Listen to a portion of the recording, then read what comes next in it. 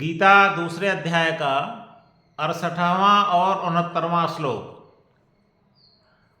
68वां श्लोक पहले,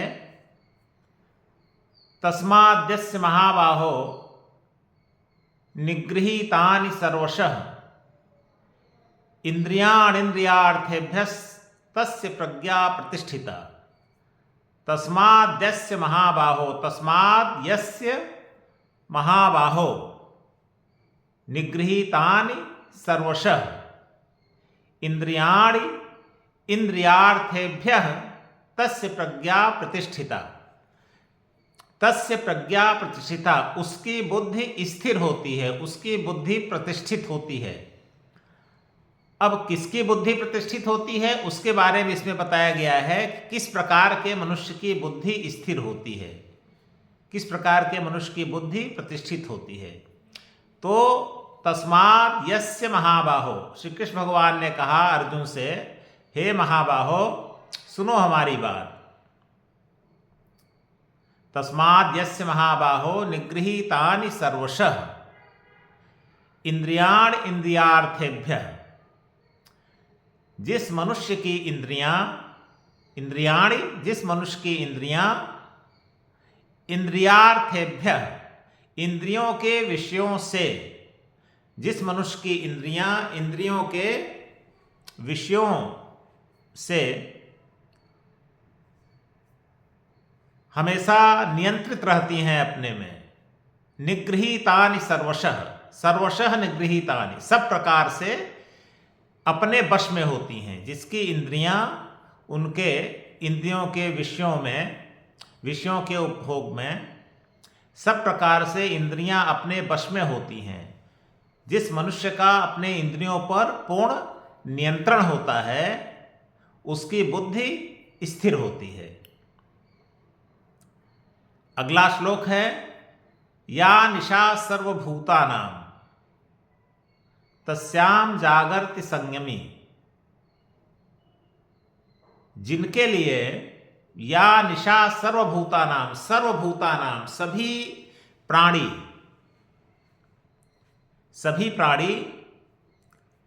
जिस परम तत्व, जिस ईश्वर को रात्रि समझते हैं, या निशा सर्वभूतानां तस्याम जागर्ति संयमी, उसमें संयमी व्यक्ति, जितेंद्रिय व्यक्ति जागता है। मतलब सामान्य जो सांसारिक व्यक्ति होते हैं वो संसार में जागते हैं, और जब भगवान की बात आती है तो वहां पर सो जाते हैं। भगवान की बात, वेदों शास्त्रों उपनिषदों की बात में उन्हें नींद आने लगती है। वह उनके लिए रात के समान होती है, उसमें वे सोते हैं। और संसार के जितने विषय हैं वो दिन के समान होते हैं, उसमें वे जागते हैं, संसार के विषयों का आनंद लेते हैं।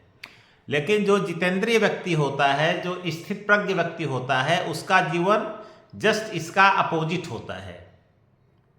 तो या निशा सर्वभूतानां तस्याम जागर्ति संयमी यस्याम जागृति भूतानि, जिसमें सारे प्राणी जागते हैं, मतलब जिस संसार में जागते हैं। सा निशा पश्यतो मुने, मुनि लोग, जितेंद्रिय लोग, ज्ञानी लोग, स्थित प्रज्ञ लोग, सा निशा पश्यतो मुने, उस संसार को रात्रि के समान समझते हैं। तो समराइज करके दोनों श्लोक को अगर लें तो भगवान कहते हैं कि पहले 68वें श्लोक में बताते हैं कि किसकी बुद्धि स्थिर होती है। तो बुद्धि स्थिर उसी की होती है जिसका अपने इंद्रियों पर नियंत्रण होता है। इंद्रियां जैसे चाहें वैसे विषयों का उपभोग करें, जितना चाहें उतना उपभोग करें। यानी विषय स्वतंत्र नहीं होते हैं, विषय इंद्रियों को अपनी ओर खींच नहीं पाते हैं। तो जिसका इंद्रियों पर नियंत्रण होता है उसकी बुद्धि स्थिर होती है। अब अगले श्लोक में उदाहरण देकर बताते हैं कि ब्रह्मांड में दो ही विषय हैं, एक है भगवान और भगवान से संबंधित वेद, ब्राह्मण, आरण्यक, उपनिषद, रामायण, महाभारत, गीता, जो भगवान से संबंधित हैं, परम तत्व से संबंधित हैं। और दूसरा है संसार, संसार के जितने भी भोग करने वाले पदार्थ हैं, यह संसार है। तो मनुष्य इन्हीं दोनों में जाता है, या तो वो भगवान में जाता है, और जब भगवान में ध्यान लगाता है तो वेदों का अध्ययन करता है, उपनिषदों का अध्ययन करता है, पुराणों का अध्ययन करता है, श्री रामचरितमानस का अध्ययन करता है, रामायण का अध्ययन करता है, गीता का अध्ययन करता है, सत्संग करता है, ऐसे लोगों के बीच में रहता है, ब्रह्मसूत्र का अध्ययन करता है, जिसकी भगवान में आस्था होती है, जो यह मानता है कि नहीं, यह शरीर एक प्रकार से अनित्य है और शरीर के अंदर रहने वाली जो एक चेतना शक्ति है, आत्मा, केवल वही नित्य है और वह आत्मा ईश्वर का एक अंश है। वास्तव में मनुष्य का उद्देश्य 84 लाख योनियों से घूमते हुए जब मनुष्य योनि मिलती है तो इसमें वह अवसर प्राप्त हो जाता है कि अब मनुष्य भगवान की प्राप्ति कर ले। मनुष्य और पशुओं में यही अंतर होता है। पशु में यह ज्ञान नहीं होता है कि वह भगवान की प्राप्ति कर सकें, लेकिन मनुष्य में यह ज्ञान होता है कि वह भगवान की प्राप्ति कर सकता है। और समस्त गीता तो इसी पर आधारित है। तो दो प्रकार के मनुष्य होते हैं, एक मनुष्य भगवान और भगवान से संबंधित जो शास्त्र हैं, ग्रंथ हैं, उनमें डूबे रहते हैं, और दूसरे वे होते हैं जो भगवान और भगवान से संबंधित ग्रंथों में डूबे नहीं रहते हैं, बल्कि संसार में डूबे रहते हैं। तो जो संसार में डूबे रहते हैं उनके लिए यह संसार एक प्रकार से दिन के समान होता है।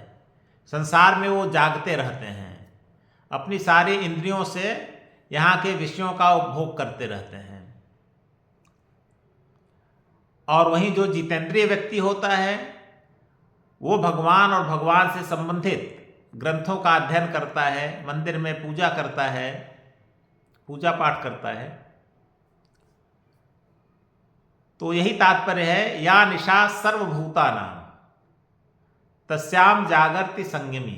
संपूर्ण प्राणियों के लिए जो भगवान और भगवान से संबंधित विषय रात्रि के समान होते हैं, जिसमें उन्हें नींद आने लगती है, वह संयमी व्यक्ति के लिए, जितेंद्रिय व्यक्ति के लिए दिन के समान होता है भगवत संबंधी विषय, और उसमें वह भगवान और भगवान से संबंधित विषयों का आनंद लेता है। यस्राम जागृति भूतानि और सा निशा पश्यतो मुने। और समस्त सांसारिक प्राणी जिस संसार में जागते हैं, संसार को सत्य मान करके संसार के विषयों का खूब उपभोग करते हैं, तो जितेंद्रिय जो व्यक्ति होता है, जो आस्तिक व्यक्ति होता है, वह इस बात को जानता है कि नहीं, यह संसार और संसार के विषय नित्य नहीं है, बल्कि अनित्य हैं, एक दिन समाप्त हो जाने वाले हैं, स्थायी नहीं हैं, अस्थायी हैं। जो स्थायी है, जो नित्य है, वो तो केवल परमपिता परमेश्वर ही हैं। और हमारा साध्य, हमारा उद्देश्य है परमपिता परमेश्वर की प्राप्ति। संसार में जो कुछ भी मिला है वह केवल एक साधन है, वह साध्य नहीं हो सकता है। साधन केवल इस रूप में है कि हमारा शरीर स्वस्थ बना रहे, हमारी इंद्रियां स्वस्थ बनी रहें, हमारा मन स्वस्थ बना रहे, हमारी बुद्धि भी स्वस्थ बनी रहे।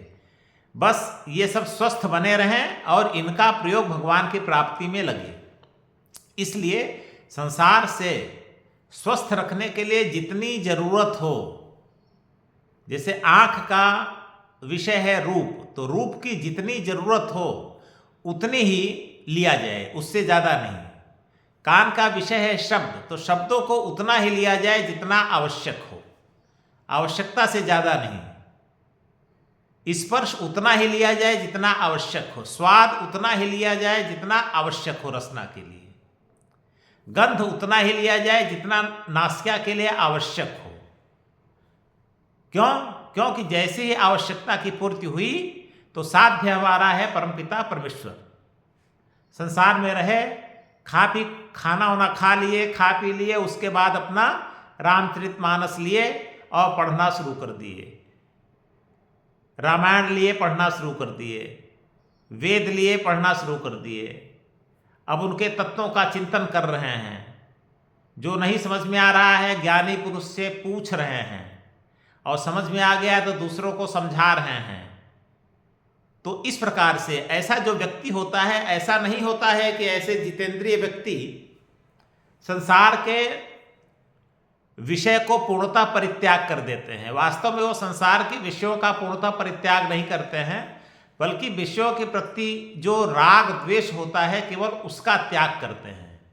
उनका पूर्ण मन बुद्धि पूर्णतया भगवान में लगा रहता है, और संसार में अपने को छोड़ देते हैं कि जब भगवान में पूरा लग ही गया है तो भगवान तो संसार में जो होगा वो तो देते ही रहेंगे। तो अपने आप उनको मिलता रहता है, संसार के विषय अपने आप मिलते रहते हैं। संसार के विषयों के लिए उनमें कोई पागलपन की स्थिति नहीं होती है। संसार के विषयों के लिए पागलपन की स्थिति तो केवल उनमें होती है जो ये मानते हैं कि संसार ही सत्य है और संसार से परे और कुछ नहीं है, और हमारा यह शरीर ही अंतिम सत्य है और शरीर से अलग कुछ है ही नहीं। इसलिए जैसे चार्वाक दर्शन है, यावत जीवेत सुखम जीवेत ऋणम कृत्वा घृतम पिबेत भस्मीभूतस्य देहस्य पुनरागमनम कुतः। तो शरीर ही सत्य है, मर जाने के बाद फिर कोई पुनर्जन्म नहीं होता है, इसलिए संसार में जितना है सबका एकदम डूब करके उपभोग करें, ये चार्वाक की दृष्टि है। तो एक पूरा वर्ग इस दृष्टि वाला होता है। तो कुल मिलाकर के गीता के दूसरे अध्याय का 68वां और 69वें श्लोक का यही तात्पर्य है। तो यहां पर विराम लेते हैं। अगला श्लोक जो आएगा समुद्र से संबंधित, उसको अगले चलचित्र में लेंगे।